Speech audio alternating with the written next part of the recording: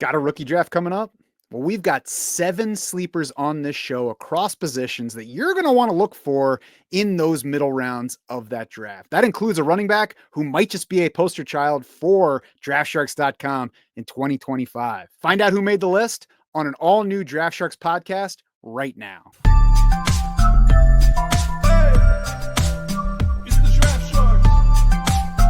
Matt Schaff, Jared Smola, and Shane Hallam of DraftSharks.com here. It's our first show after the NFL draft has completed. The Dynasty Rookie Rankings are updated on DraftSharks.com because projections are updated. Jared was hammering away on those throughout and after the draft. Kevin and Shane then went to work aligning the rookie rankings, the overall dynasty rankings, just to make sure things made sense after the raw numbers got put in. And then we all met up on Monday morning to argue things out and make sure that everybody's uncomfortable with where some player is, because that's how rankings should be. If we all completely agree on where everyone is, then one of us at least is not thinking too hard. We'll get to some of that on today's show. More important than the rankings, though, on the site, because you can go check them out and see what you think of those rankings. But more important than those default rankings are the projections that are powering it, because your league probably doesn't fit exactly into the defaults that are driving those rankings on our site. There are probably some differences, and there are definitely some differences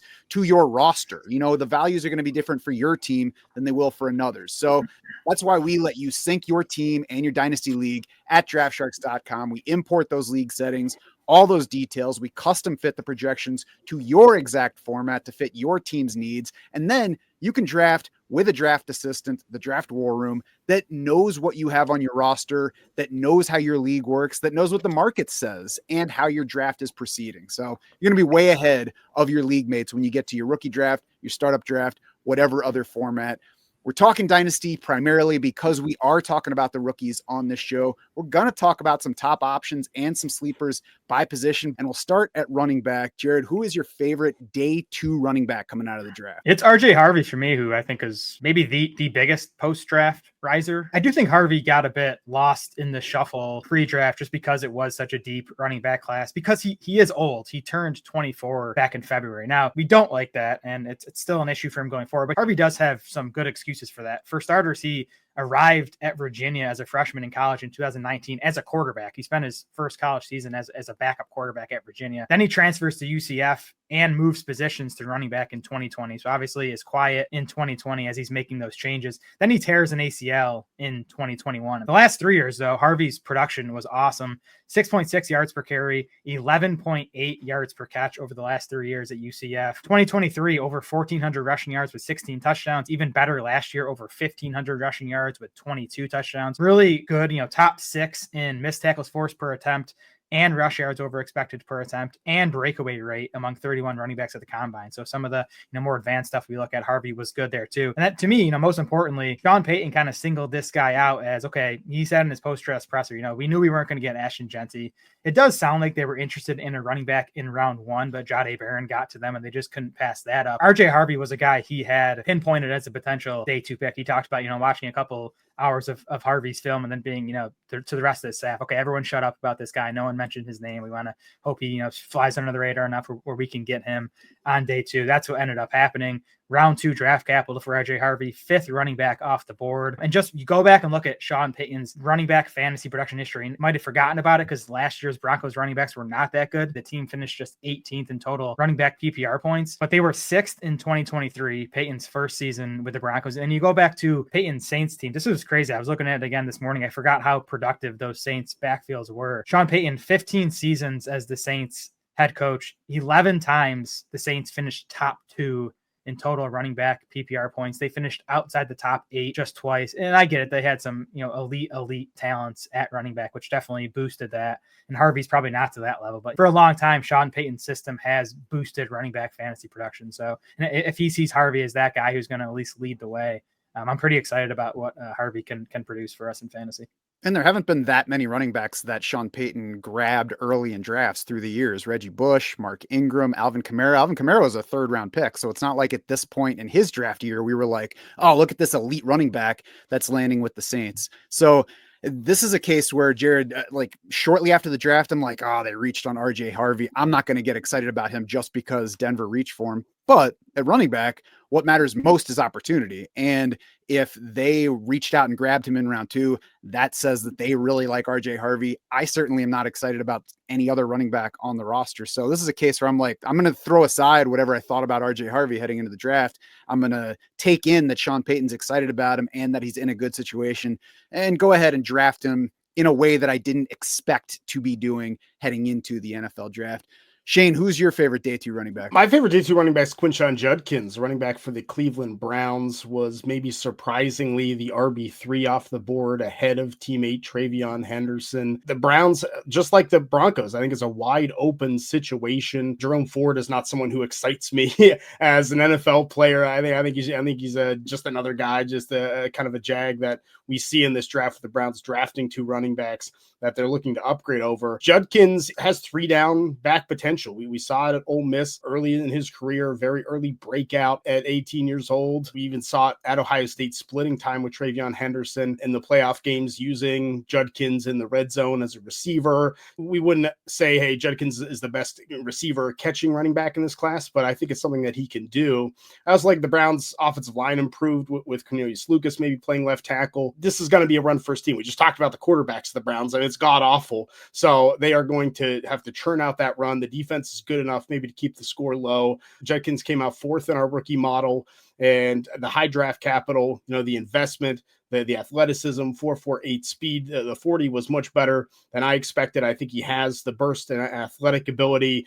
Even if he's not an exciting running back that breaks some of the advanced metrics and is super efficient on the ground, I think we're going to get a lot of volume for Quinshon Judkins, and volume might be just what he needs to be a fantasy RB2 this season and have potential even to move up into that RB1 range some weeks. Yeah, he mentioned it. Led the SEC in carries, rushing yards, and touchdowns as a true freshman at Ole Miss. Then a couple of years later, went to Ohio State, logged 50 more carries than Travion Henderson, who was already established with the Buckeyes at that point. Not a special receiver as Judkins, of course, but 59 career catches in 3 college seasons. Pretty good on some teams with good wideouts. So he's at least serviceable on the receiving front. The Browns are already talking about him having, a 3-down type of skill set. Not saying he's going to be a workhorse, but maybe he has that within his range of outcomes. Tested faster and more athletic at the combine than I think most people expected.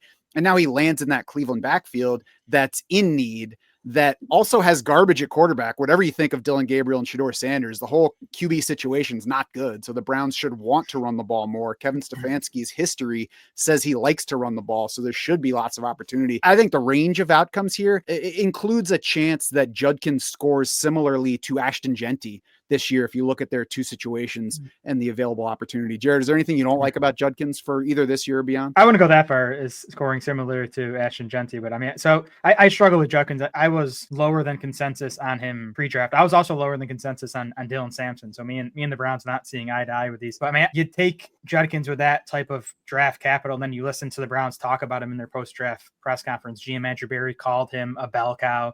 Also said, quote, very versatile, which I like to hear.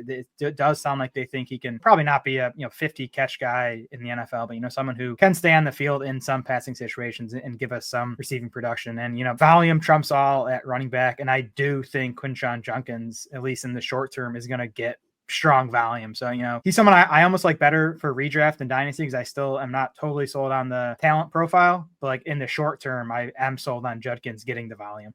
Yeah, and just to be clear, I'm not saying rank Judkins right behind Ashton Genty for 2025. I think the range of outcomes this season includes similar production between those 2 guys. Let's move to sleeper types at running back. I want to throw out a couple names because I don't really consider them true sleepers, but I want to watch what the market does with them as we really get rookie draft time rolling. Cam Skattebo with the Giants, Jaydon Blue with the Cowboys. They both, I think, landed in high-profile running back situations, with upside profiles as backs. Now, Cam Skattebo is going to be competing with Tyrone Tracy for a role. Jaydon Blue is going to be competing with a garbage heap of running backs in Dallas. I don't know how much touch potential he has, but there's certainly potential for him to lead that backfield quickly. What I want to see is if drafters in general pump these guys up, expecting them to win those backfields, in which case I might back off. But if they don't, I think there's plenty of upside to both guys. Now, looking more into sleeper range though, Shane, who do you have as a post round 3 sleeper running back? I'm going with our boy Tuten going to the Jacksonville Jaguars. We're tooting the horn for Tuten because he has the profile that I want in a running back. Super athlete, insane 4.32 40 time, the 1.49 10-yard split. I mean, the vertical, the broad jump, like that athleticism also translates on film. You see that he is one of the most athletic players on the field every single play. So when he gets through the line, I mean, that home run threat is there, and he runs hard. I mean, 2 years starting at Virginia Tech, Bhayshul Tuten really carried the workload for them and had experience going outside, catching passes, going between the tackles, grinding out some of those tough yardage, short yardage. You see everything from him. I think the 4th round was where he went because of a lack of short area quickness and his progress going from NC to Virginia Tech. You didn't have necessarily that early breakout and see that happen. There was definitely some development that happened there, some fumbling. But when I look at the Jacksonville Jaguars, you have Travis Etienne, who's going to be a free agent after this season. Everything before the draft indicated the Jaguars, if they couldn't trade up, were seriously considering Ashton Jaynty at number 5. So they were looking to upgrade who this starting running back is going to be. And after the draft, it seems like Bhayshul Tuten was a big plan if they didn't go Jaynty to ultimately go grab him in the early 3rd day of the draft. So I think we were seeing Liam Cohen's offense from the Buccaneers last year. Bucky Irving, round 4 running back that broke out because he had the talent and fit the offense. I think Bhayshul Tuten is going to slide right into that same role that we saw with Bucky Irving, and I don't think he's going to give it back. I think we could see some rookie production, but definitely year 2 and beyond. I'm really excited for what Tuten brings to the table. Jared, I think Bhayshul Tuten's set up to just be a Draft Sharks guy this year. Is he inspiring dad jokes for you too? Yeah, we're Tuten guys here at DS. I'm on Bhayshul Tuten. He's going to be someone I expect to have a lot of in my Dynasty rookie drafts, really for all the reasons Shane mentioned. The speed, class leading 118 speed score for Tuten. That's 98th percentile overall. It shows up on tape. He was top 5 in the class in breakaway rate. Also, like Shane said, though, not just like a speed finesse back. He averaged 4.4 yards after contact per attempt. That was 5th best among the 31 running backs at the combine. So there's just a lot to like about the profile. Got nice draft capital, right? I don't think we expected him to go day 2, but going in round 4 was nice. He goes to a crowded backfield, but it's a brand new regime in Jacksonville with GM James Gladstone, head coach Liam Cohen. Those guys don't have any ties to Travis Etienne and Tank Bigsby, and they spent this 4th round pick on Bhayshul Tuten. And actually, it's funny, James Gladstone did an interview shortly after the draft, and he was talking about how even in his interview with the Jags, they must, asked him, who are some prospects you'd like on day 3? And Tuten is one of the guys he pinpointed is this is a guy I would want on this football team. Ends up happening. So really, really cool to see. Obviously, someone Gladstone is high on. I just want to buy into this Liam Cohen running game. We saw how awesome it was in Tampa Bay last year. I think, it's going to carry over. It's going to be a big part of what he's bringing to Jacksonville. I was excited about Tuten heading into the draft. I like the landing spot. 3rd round draft capital would have been great, but we'll certainly take where he went in the order of the running backs in this class, especially with where he landed and the coach that he landed with. I want to highlight Brashard Smith, a 7th round pick for the Chiefs. Now I'll start by saying 7th round pick very well might be nothing. More likely that he turns into nothing, but he lands in a spot that I think has a chance to present value as soon as this season, and a spot, by the way, that already took a 7th round running back and made him a fantasy asset. So Brashard Smith to me is maybe the running back in that Kansas City backfield now with the most complementary skill set to Isaiah Pacheco. Pacheco opened last season looking like a workhorse type for the Chiefs, where he was going to get a bunch of rushing and receiving, but he's a much better runner than he is a receiving prospect. So I think the Chiefs wouldn't mind improving that receiving aspect of the backfield. And Brashard Smith's a former wide receiver, comes in with a lot of speed, 97th percentile 40 time at the combine, even at 194 pounds, still a 79th percentile speed score. So we like that. He was a very effective runner once he finally switched over from receiver to running back at the end of his career. And then, like I said, he just lands in a backfield with opportunity. The Chiefs signed Elijah Mitchell, brought back Kareem Hunt this year. Both of those guys are fine, but they're also limited. Kareem Hunt's getting on the older side. They, to me, are more Pacheco insurance as opposed to pieces that help as much as Smith does if he hits. Now, keep that in mind for all of this. It's an if he hits, still more likely to do nothing. But I think Brashard Smith's a guy worth stashing low on dynasty rosters just in case things work out, and especially if they work out quickly. He's a pass catcher. I think if he's going to deliver, it's going to be in the passing game with that type of role. I mean, where else would you want a pass catching back to land than, with Patrick Mahomes in an offense that is always, top 5 in the NFL in pass rate? It's a good spot for Smith. He's definitely someone worth considering in round 4, round 5 of these rookie drafts. And all that said, Jared, we talked about Isaiah Pacheco heading into the draft. It was a pretty good draft weekend for those of us with lots of Isaiah Pacheco in our best ball portfolios. Totally. I expected it back well before round 7 for the Chiefs. So good weekend for Pacheco. Wide receiver now, Jared. Who is your favorite round 2 guy? It's Luther Burden for me, which I didn't necessarily expect pre-draft. I was kind of open. I'm still kind of open. I think he still has a wide range of outcomes. It seems to me, though, and we'll see as we get more ADP data, but it seems to me that his price might be cheaper now than it was pre-draft. And I actually like him a bit better than I did pre-draft. He goes early round 2, kind of what I expected. Didn't expect him to get into round 1, was, hoping he didn't, fall into round 3. So that was fine. Lands in Chicago, obviously a crowded pass catching core right now. You have DJ Moore and Rome Odunze at wide receiver, Cole Kmet back at tight end. The Bears spend around 1 pick on Colson Loveland. So lots of pass catchers here. I think Ben Johnson's building this offense his way. Again, his first 2 picks as head coach of the Bears are pass catchers in Loveland and Burden, and no previous ties to DJ Moore and Rome Odunze. So I think there's a chance for Burden to play a significant role right out of the gate here. I like the fact that he landed with a strong play caller in Ben Johnson. I think we know Luther Burden's best trait as of now is his after catch ability, 7.3 yards after catch per reception for his career. I trust Ben Johnson to get the ball in his hands. The other thing I like here too, the slot position has been big in Ben Johnson's offense, and he's even talked about that. And Luther Burden ran 88% of his routes from the slot over the last 2 seasons. He was rarely outside from Missouri. We'll see what the Bears' plans are for him, but I would bet they view him as a slot receiver, and that's a good spot to be in this Ben Johnson offense. Shane, what do you make of Luther Burden, either heading into the draft or, post-draft with his landing spot? I liked him, didn't love him heading into the draft, but I think that early round 2 draft capital was where we thought he'd land. Like Jared, that's where I thought he would go.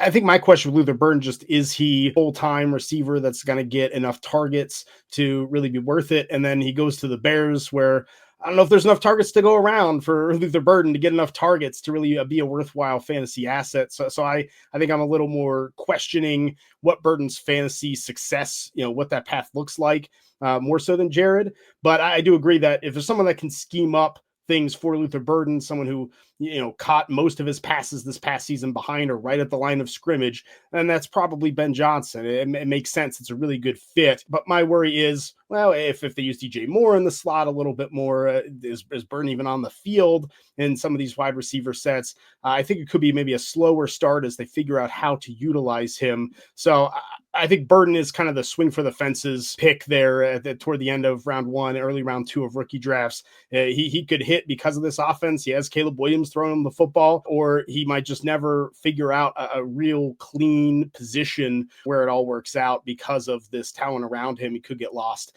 So I have some hesitation in being super excited for Luther Burden. Yeah, I was skeptical of Burden heading into the draft because I think he should have done at least a bit more with what he brought to Missouri than what he ended up doing. And I think we need to be skeptical of wide receivers who do as much short area work as he did. It certainly could be an issue of his college team and the limited quarterback play, but it's at least something to be aware of. I'm also skeptical of the landing spot, but I'm trying to push myself to look past that, because if the player is good enough, then they're going to find opportunity, even if we don't immediately know what that opportunity is going to look like. So I think with that in mind, if you like Luther Burden as Jared does, I think you need to think about what that means for other players on the team. Does it make you like DJ Moore less, which I think would be a mistake because he's the only proven guy among all of the young options there right now?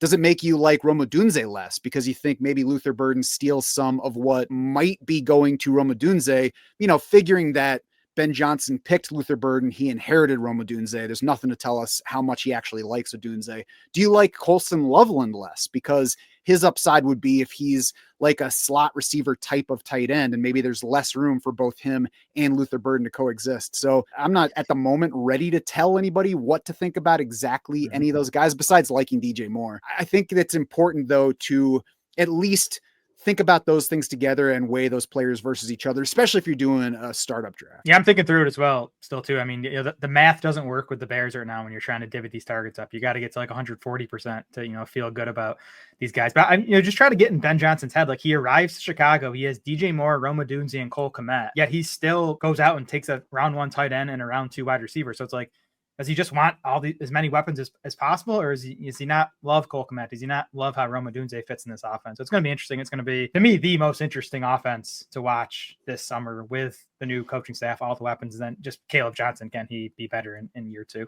Yeah, and just generally speaking, dynasty-wise, it's better to collect talent than to limit yourself by saying, yeah, but where are the targets? Or, yeah, but who's the quarterback? It's better to just go with talented players and then trust the unknown to work itself out in favor of that guy that you like. Shane, who's your favorite round 2 wide receiver? My favorite round 2 wide receiver is Jaydon Higgins, wide receiver for the Houston Texans, picked with the second pick of round 2. He was a player I was unsure if he'd get that early second round capital, but the high draft capital to me says wasn't that far off from even being a first round pick potentially. I compared, when we did our wide receiver show, I compared Jaydon Higgins to Nico Collins as a prospect, saw a lot of similarities. Now he goes to the Texans as kind of Nico Collins 2.0. Personally, I like when teams do this, right? If you can stop the big, fast, athletic receiver on one side, here's another one on the other side. Good luck covering them both. I think that's what we're going to see in Houston. Offensive coordinator Nick Cali is coming from the LA Rams. We know how they've utilized Cooper Kupp and Puka Nacua, moving them into different positions, maybe even putting Kupp on the outside and Puka in the slot, and working these guys in different ways. I think we're going to see that with Nico Collins and Jaydon Higgins, ex-flankers, kind of interchangeable and covered. They can really play matchups in a really interesting way. CJ Stroud's the quarterback long-term paired with Higgins in this new offense. I really like that combination. And I think Higgins' downside, the reason he wasn't a first-round pick, because he didn't do a lot of modern NFL routes, the easy stuff, the slants, the drags, things that I think a talented wide receiver can learn and add to his repertoire. And you put that in with a high football IQ and his hands and size and body control. I just think Jaydon Higgins, even as the T Higgins to Nico Collins, Jamar Chase, I think it could really work out that both of these receivers are fantasy relevant, and Higgins can outperform his rookie draft position. It might even be good for him that he's landing on this team that has Nico Collins, where, the initial reaction is, look, they already have that guy. How much is there going to be for Higgins? But the rookie gets to come in and not be too important a factor in the passing game, can kind of develop at his own pace and be there to produce however, the targets allow. I tell you, who is like a quiet winner is CJ Stroud. I mean, maybe he becomes we'll see where ADP settles, but maybe he turns into a bit of a fantasy sleeper for redraft after being such a disappointment last year. My favorite round 2 guy is Trey Harris from Ole Miss. Strong market shares from sophomore year on. He had 3 years at Louisiana Tech, 2 years at Ole Miss.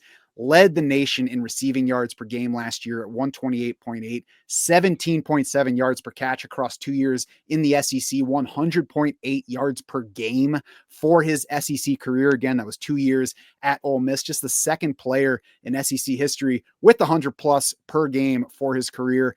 Last year, he also had the most ever yards per route by a Power 5 receiver, according to the PFF data, which goes back to 2015. I read that in Jared Smol's Trey Harris Dynasty Value Report. He was a high school teammate of Malik Neighbors, and according to Dane Brugler, they actually expected Harris to be that team's lead wide receiver heading into his sophomore year, but then the quarterback transferred out, and Trey Harris became the quarterback of a team that was then like a state championship level team. He played QB for the next 3 years. That helps explain why he started at Louisiana Tech instead of going straight to, a high level FBS school. But he wound up being a very good receiver, good on deep balls, strong after the catch, good size, high level athletic testing in the jumps, the 40 time kind of meh, but the 66th percentile speed score. So he's at least decently speedy for his size, and at least as important at this point, maybe not as important at wide receiver, but still important, immediate opportunity with the Chargers. They had Ladd McConkey emerge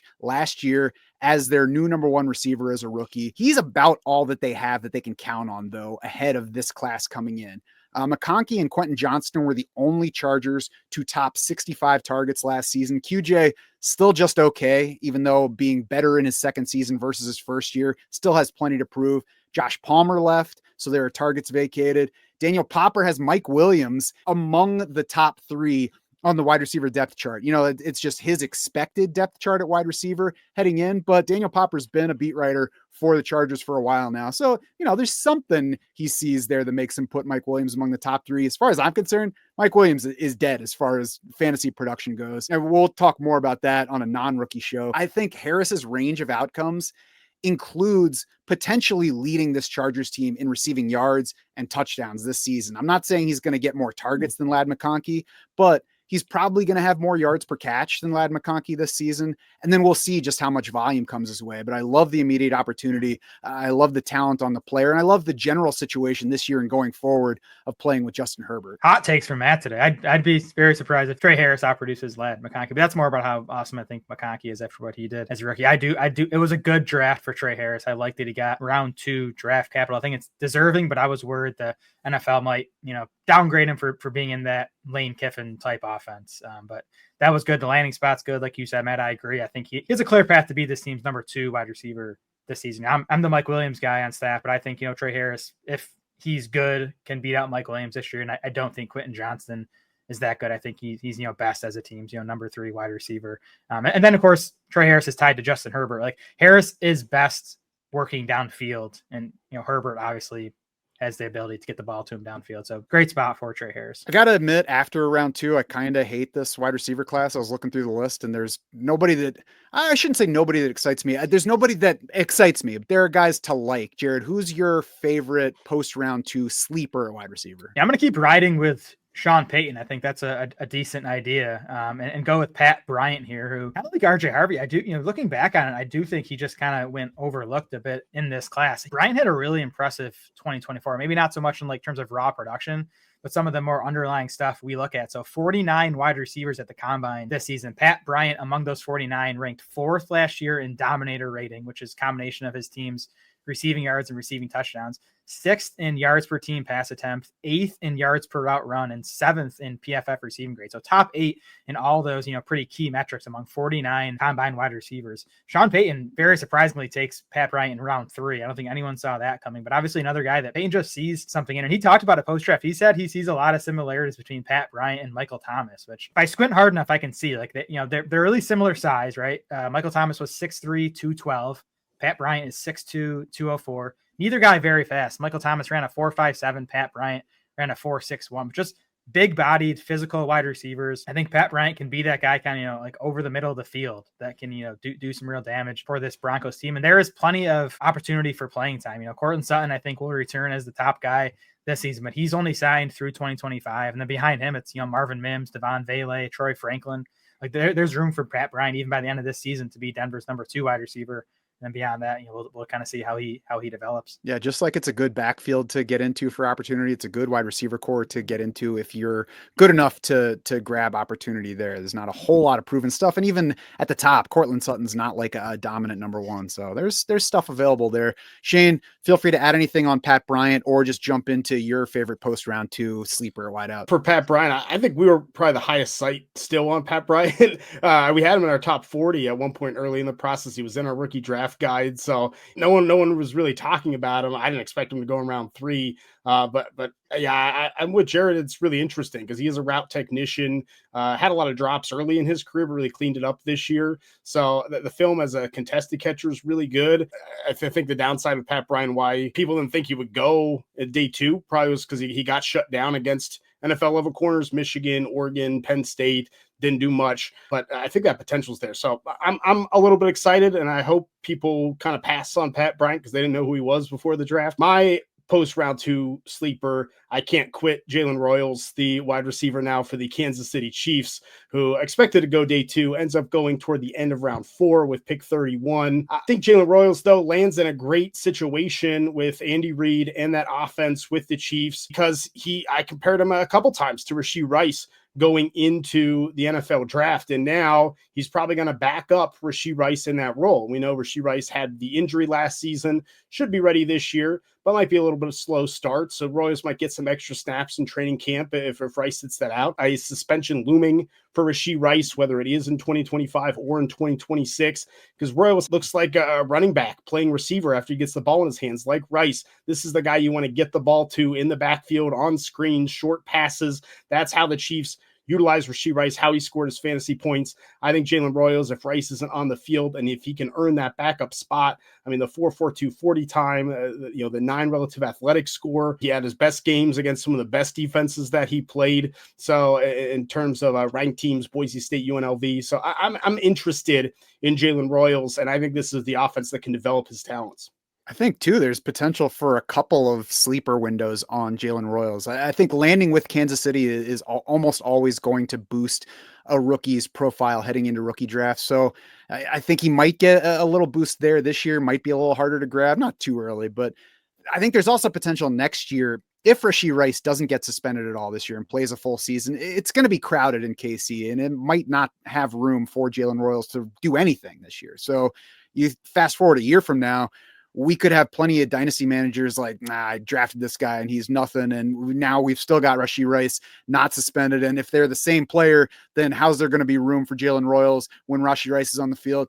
Kansas City is one of the few teams that I would look at and say, I don't need to figure out where Jalen Royals is going to play. They can move guys around and mix and match. They're going to get their best players on the field. So, maybe there's even a chance if you don't land Jalen Royals in rookie drafts this year, maybe see what happens next year and trade for him. Elic Ayomanor, I kind of wish that he had gone earlier in the NFL draft. At the same time, I might end up glad that he didn't, because it might make it easier to draft him in rookie drafts now. You can check out Jared's Dynasty Value Report on Elic Ayomanor, and it kind of gives the whole picture. It's not a love fest, but it's also not a watch out for this guy. I did like the prospect heading into the NFL draft to begin with. Missed his first year at Stanford with a knee injury, but big second year that included 27% of team receptions, 36% of receiving yards, 55% of receiving touchdowns, a school record 294 receiving yards and 3 touchdowns in a game against Travis Hunter and Colorado.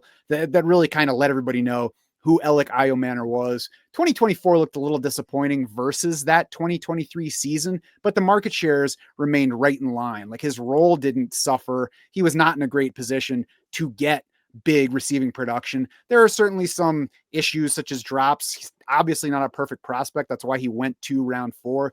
But there's good enough size at 6'1.5", 206 pounds, a strong workout, 9.71 relative athletic score, elite jumps, 74th percentile 40 time. And even if you look at David Zock's interview scores at David Zock, ZACH 16 on Twitter, he's 4th among wide receivers in that. And I think that David started that out as kind of like a silly thing to see if it did anything.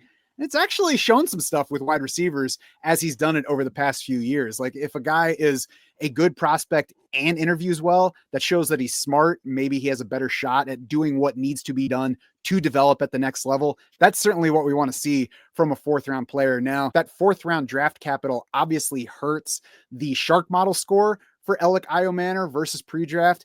But again, maybe that just makes it easier to draft because nobody's going to be excited about a 4th round Titans wide receiver.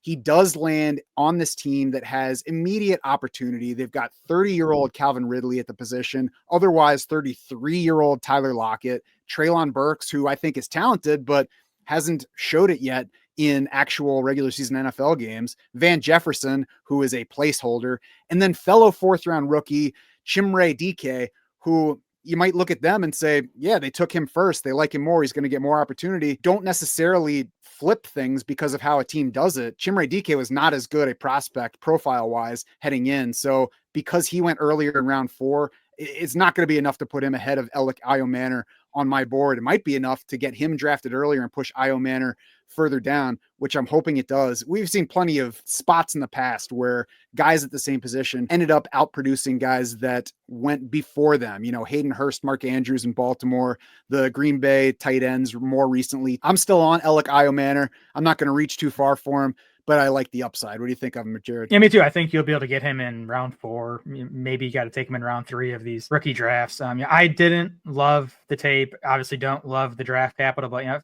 if I'm supposed to be the numbers guy on staff, I have to be interested in him still because those market shares were really strong for 2 years at Stanford. The other thing to remember about Ayomanor too is he's young. I think he's still 21 years old. He really barely played football before he got to Stanford, and then he didn't play at all his freshman year. So it's just like 2 years of like high level football for Ayomanor. That should give him more at least theoretical room for growth than your average rookie receiver. Shane, let's close things out at tight end here. Any sleepers you get excited about in this class? I want to highlight Terrence Ferguson, tight end, going to the Rams in round 2.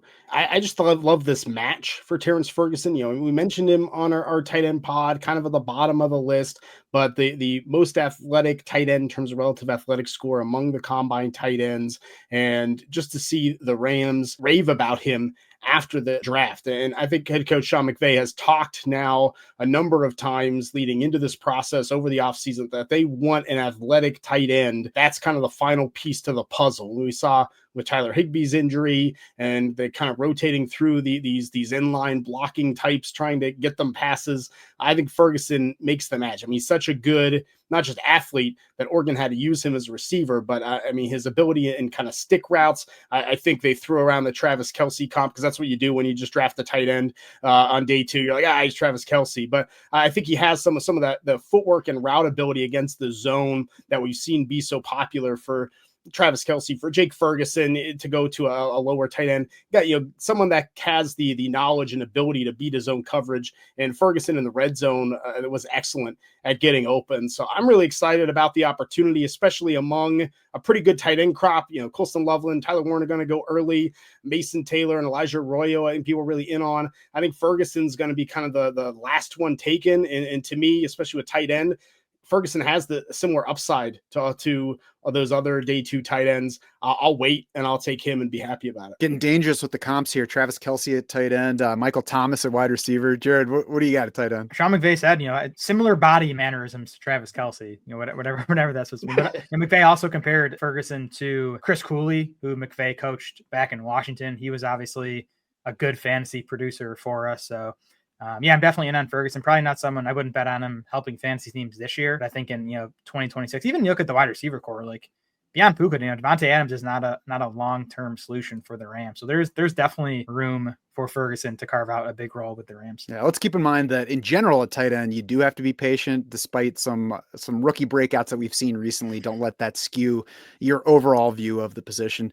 You like anybody else as a sleeper at that spot? Yeah, I want to shout out Aronde Gadsden Jr., who I actually had as my pre-draft sleeper. And, he goes late round 5 as the 9th tight end off the board. So draft capital, not amazing, but he's at least tied to Justin Herbert with the Chargers on a pretty wide open depth chart. I mean, it's Will Disley and Tyler Conklin there. I don't think either guy's even signed long term. If they are, neither guy's going to prevent Gadsden from emerging as the lead pass catcher there if he's ready. So another one of these, Gadsden's almost more, big slot receiver than tight end. So, we'll see how he fits into that offense. But if he does get the playing time, he's definitely someone that can deliver fantasy numbers for us. Yeah, you don't want to overrate, but certainly there's upside to the player, upside to the position. I agree. Will Disley and Tyler Conklin are not going to keep a player down if he proves ready.